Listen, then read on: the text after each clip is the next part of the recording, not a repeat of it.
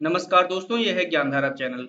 आज की शिक्षा जगत की जो प्रमुख खबरें हैं इस वीडियो में उसके बारे में बात करेंगे। तो पहली खबर आ रही है उत्तर प्रदेश जो एलटी ग्रेड की परीक्षाएं हो रही हैं उनसे संबंधित सहायक अध्यापक भर्ती परीक्षा को लेकर के तो वेबसाइट शुरू हो चुकी है। अब आप डाउनलोड कर सकेंगे फोटो युक्त नियुक्ति पत्र। तो आइए पूरी खबर देख लेते हैं। अपर मुख्य सचिव माध्यमिक शिक्षा आराधना शुक्ला ने शुक्रवार को पार्क स्थित माध्यमिक शिक्षा निदेशालय के शिविर कार्यालय में राजकीय माध्यमिक विद्यालयों में सहायक अध्यापक पद के लिए उत्तर प्रदेश लोक सेवा आयोग से चयनित अभ्यर्थियों की ऑनलाइन नियुक्ति एवं पद स्थापन संबंधी जो वेबसाइट है https हैश डबल स्लैश सेक एजू ऑनलाइन पोस्टिंग .up.gov.in का शुभारंभ किया है। विभाग ने पहली बार फोटो युक्त नियुक्ति पत्र जारी करने की व्यवस्था की है। पद स्थापन की प्रक्रिया संचालित होने पर अभ्यर्थी अपनी जिज्ञासा का समाधान मोबाइल नंबर या ईमेल पर कर सकेंगे। आइए देख लेते हैं अगली खबर। अगली खबर आ रही कि इंजीनियरों की भर्ती के लिए 1 नवंबर को होगी परीक्षा। तो बात की जा रही है कहाँ पर होगी, जो नगर विकास विभाग में जो है उनके लिए, मंडी परिषद में जो है उनके लिए, सिंचाई एवं लघु सिंचाई विभाग में है उनके लिए, ग्रामीण अभियंत्रण के लिए, इन सभी के लिए जो होने वाली परीक्षाएं हैं उत्तर प्रदेश लोक सेवा आयोग से वो 1 नवंबर को होंगी। कुल पदों की जो संख्या है वो 711 है जिन पर आयोजित किया गया। चलिए देखते हैं अगली खबर। अगली खबर आ रही है बीएचयू प्रवेश परीक्षा के पहले चरण के परिणाम घोषित हो चुके हैं। अक्टूबर के पहले सप्ताह तक घोषित होंगे दूसरे चरण के परिणाम। तो आप देख सकते हैं, आपको मालूम ही होगा कि कैंपस सहित देश भर के केंद्रों पर 24 से 31 अगस्त के बीच पहले चरण की हुई थी परीक्षा। तो अगली खबर देख लेते हैं कि एलटी ग्रेड से जुड़ी हुई है कि कला के चयनित 468 अभ्यर्थियों की नियुक्ति फंसी हुई है। एलटी ग्रेड शिक्षक भर्ती के तहत कला विषय के 468 पदों पर चयनित अभ्यर्थियों की नियुक्ति फंसी हुई है। डिग्री में पेंच यूपी पीएससी विशेषज्ञों ने से करा रहा है परीक्षण। तो आइए देख लेते हैं अगली खबर जो है। अगली खबर जो आ रही है वो है शिक्षा मित्रों के साथ मेधावियों का भी होगा जिला आवंटन। जी हाँ, बात की जा रही है 69,000 शिक्षक भर्ती के पदों को लेकर के। तो उनकी जो भर्तियां होनी है उनमें से 31,661 पदों की जो भर्ती होनी है। अब हर वर्ग के अधिक गुणांक वाले अभ्यर्थियों की जारी होगी जो है सूची। तो देख लेते हैं अगली खबर। अगली खबर जो आ रही है इलाहाबाद विश्वविद्यालय से आ रही है। तो इलाहाबाद विश्वविद्यालय में केवल पहली पाली में होंगी पीजी की परीक्षाएं। तो इलाहाबाद विश्वविद्यालय ने परीक्षा कार्यक्रम का जो संशोधित रूप है वो घोषित कर दिया है। तो आपको बताते चले कि इलाहाबाद विश्वविद्यालय में 28 सितंबर से शुरू होने जा रही पीजी पर स्नातक अंतिम सेमेस्टर, एलएलएम अंतिम semester, institute of professional studies के तहत संचालित पाठ्यक्रमों की अंतिम सेमेस्टर की परीक्षाएं केवल पहली पारी में सुबह 10 बजे से दोपहर 2 बजे तक आयोजित की जाएंगी। इसी तरह से दिल्ली विश्वविद्यालय से जो आ रही है न्यूज वो है कि शैक्षणिक सत्र 2020-21 के लिए स्नातक पाठ्यक्रमों में दाखिले की दौड़ 12 अक्टूबर से शुरू होगी, जहां कटाफ 5 कटाफ जारी होंगी। 18 नवंबर तक नया सत्र प्रारंभ होगा। अगली खबर देख लेते हैं। तो अगली खबर कोरोना संक्रमण को लेकर के, जैसा कि आप जानते हैं कि पूरे देश में संक्रमण की जो संक्रमितों की जो संख्या है वो 58 लाख पार कर गई है। अगली खबर जो जुड़ी हुई है वो है कंप्यूटर ऑपरेटरों के खाली पदों को लेकर के सरकार से जवाब तलब किया गया है। तो इलाहाबाद हाई कोर्ट ने पुलिस विभाग में कंप्यूटर ऑपरेटर की भर्ती में शिक्षक में खाली पदों को भरने की मांग को लेकर के दाखिल याचिका पर प्रदेश सरकार से जवाब मांगा है।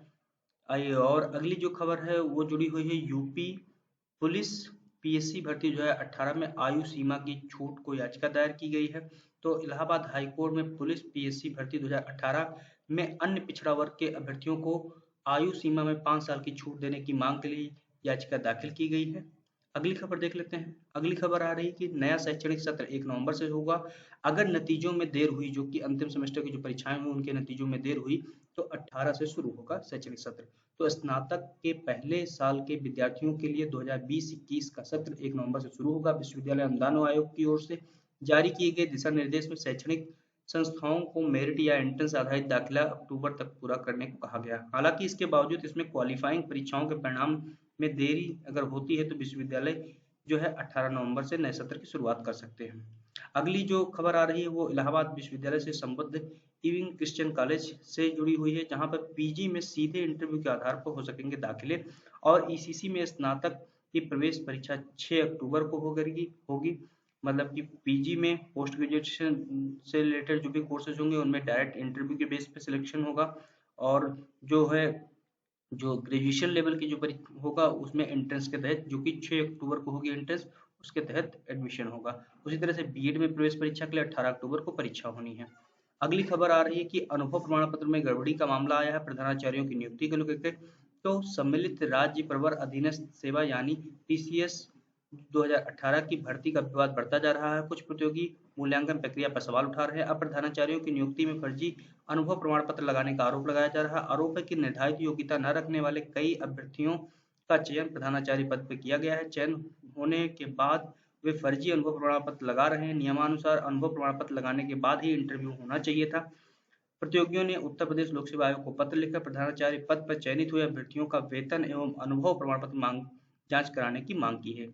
अगली खबर देख लेते हैं। अगली खबर आ रही है कि उत्तर पुस्तिकाओं में मिली छेड़छाड़ सीज की गई। तो बात है रक्षा मंत्रालय के विभाग के अंतर्गत director general of quality insurance में भर्ती घोटाले की जांच की कमान अब सीबीआई के हाथों में ले ली है। अगली खबर देखते हैं। तो अगली खबर है कि 12 अक्टूबर से 2 शिफ्टों में स्कूल खोलने की मांग की जा रही है। तो अनएडेड प्राइवेट स्कूल एसोसिएशन ने 12 अक्टूबर से 2 शिफ्टों में विद्यालय खोलने की मांग रखी। इस संबंध में एसोसिएशन ने प्रमुख सचिव आराधना शुक्ला को ज्ञापन दिया है और संचालन के लिए अनएडेड प्राइवेट स्कूल एसोसिएशन ने निर्धारित किए हैं कई मानक। फीस न देने वाले छात्रों को नहीं दी जाएंगी कक्षाएं, इस तरह का उन्होंने बताया है। अगली खबर देख लेते हैं। तो यूपी बोर्ड की जो 10वीं एवं 12वीं की जो पूरक परीक्षाएं हैं, कंपार्टमेंट एवं इम्प्रूवमेंट जो परीक्षाएं हैं, उनके प्रवेश पत्र जारी कर दिए गए हैं। इनकी परीक्षाएं जो है 3 अक्टूबर से जिला मुख्यालयों पर होगी। इसी तरह से असिस्टेंट प्रोफेसर भर्ती के लिए निदेशालय में प्रदर्शन किया गया है। अशासकीय महाविद्यालयों में 3900 पद रिक्त होने के बावजूद भर्ती फंसी हुई है। असिस्टेंट प्रोफेसर समाजशास्त्र के 273 चयनितों को अभी तक नियुक्ति पत्र नहीं मिल पाया है। एक तरफ मुख्यमंत्री ने निर्देश जारी किए हैं कि भर्ती प्रक्रिया 6 माह में पूरी कराकर नियुक्ति पत्र जारी किए जाएं। वहीं दूसरी ओर काउंसलिंग पूरी होने के बाद भी असिस्टेंट प्रोफेसर समाजशास्त्र के 273 पदों पर चयनित अभ्यर्थियों को नियुक्ति पत्र नहीं जारी किया जा सका है। तो इसी तरह से क्षेत्रीय आरक्षण के फेर में असिस्टेंट प्रोफेसर के जो आगामी आने वाले पद है 3900 पद, उन पर भर्ती फंसी हुई है। ये सभी भर्ती प्रदेश के अशासकीय महाविद्यालयों में होनी है। असिस्टेंट प्रोफेसर समाजशास्त्र के अभ्यर्थी कह रहे हैं कि अगर नियुक्ति पत्र समय पर नहीं मिला तो वह आत्मदान करने का प्रयास करेंगे। अगली खबर देख लेते हैं। तो अगली खबर आ रही है यूपी पीएससी से, जहां 3 विषयों में प्रवक्ता के 28 पदों पर चयन किया गया है। उत्तर प्रदेश लोक सेवा आयोग ने शुक्रवार को शिक्षा विभाग के तहत राजकीय महाविद्यालयों में 3 विषयों के प्रवक्ता के 28 पदों पर सीधी भर्ती का अंतिम परिणाम जारी कर दिया गया है। इनमें संगीत, संस्कृत, समाजशास्त्र विषय शामिल हैं। तो अगली जो खबर आ रही है वो एसएससी से आ रही है, स्टाफ सिलेक्शन कमीशन मतलब कर्मचारी चयन आयोग से आ रही है, जहां परीक्षा केंद्रों के बदलाव को लेकर के नोटिस जारी किया गया है। इसी तरह से अगली जो खबर आ रही है वो है कि योगा ब्रेक नियम दफ्तरों में शुरू होगा। तो नई दिल्ली से जो खबर आ रही है कि आयुष मंत्रालय ने योगा ब्रेक प्रोटोकॉल के गतिविधियों को शुक्रवार को फिर से बढ़ावा देना शुरू कर दिया, जिन्हें कोरोना महामारी के कारण बंद कर दिया गया था। इस प्रोटोकॉल का मकसद कार्यस्थल पर लोगों का ध्यान योग की तरफ आकर्षित करना, ताकि वे 5 मिनट के योग ब्रेक के बाद ताजा होकर फिर अपना काम शुरू कर सके। मंत्रालय ने कहा कि कंप्यूटर पर लगातार घंटों काम करने वाले लोगों के लिए यह काफी लाभदायक होगा, उससे तनाव में मुक्ति मिलेगी।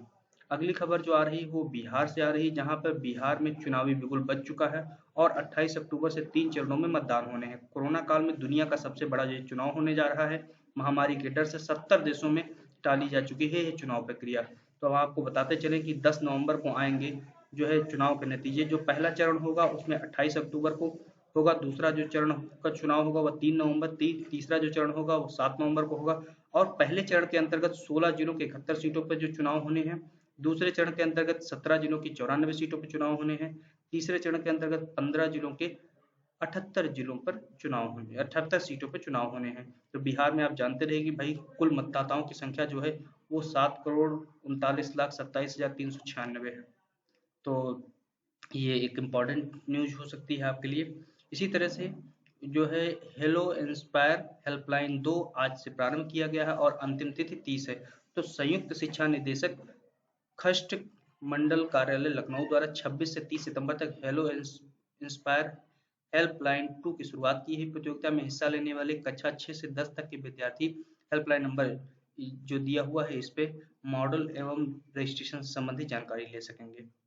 ठीक है। और विद्यार्थी के मॉडल का चयन होने पर केंद्र सरकार द्वारा उनके खाते में 10,000 रुपये मॉडल बनाने के लिए दिए जाएंगे। लगातार बढ़ते संक्रमण को देखते हुए हेल्पलाइन की शुरुआत की जा रही है। इंस्पायर अवार्ड मानक 2020-21 के लिए पोर्टल पर रजिस्ट्रेशन की अंतिम तिथि 30 सितंबर है। तो अगली खबर जो आ रही है कि बिना परीक्षा दिए हुए पॉलिटेक्निक के 2 लाख से अधिक विद्यार्थी पास होंगे। इसी तरह से अगली खबर आ रही है कि अगर आप बिना मास्क के घर से बाहर दिखाई देते हैं तो दंडवत कार्रवाई की जाएगी, ऐसा आदेश दिया हाईकोर्ट ने। कोरोना संक्रमण में हर थाना क्षेत्र के टास्क फोर्स बनाकर आदेश का पालन कराए पुलिस, ऐसा बोला है जो है हाईकोर्ट ने। तो अगली एक बहुत ये खबर आ रही दुखदायी खबर है कि भाई डीएम के खिलाफ धरना दे रहे थे, एसडीएम उनको निलंबित कर दिया गया है।